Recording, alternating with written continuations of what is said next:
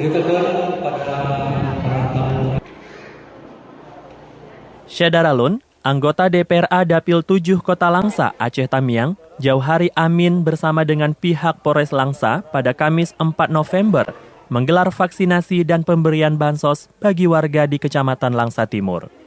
Kapolres Langsa AKBP Agung Kanigoro Nusantoro hadir ke lokasi bersama Jauhari Amin, Gecik Gampung Bukit Mutuah Yusril untuk menyerahkan bantuan sosial atau bansos. Vaksinasi yang berlangsung di Pusat Pasar Langsa Timur, Gampung Bukit Mutuah dihadiri ratusan masyarakat setempat dan berbagai gampung lainnya.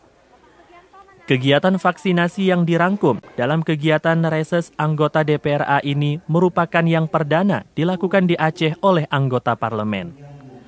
Kapolres Langsa AKBP Agung Kanigoro Nusantoro mengatakan pihaknya sangat berterima kasih atas capaian vaksinasi di Kota Langsa yang kini sudah mencapai 42% lebih dari target sekitar 140.000 masyarakat wajib vaksin.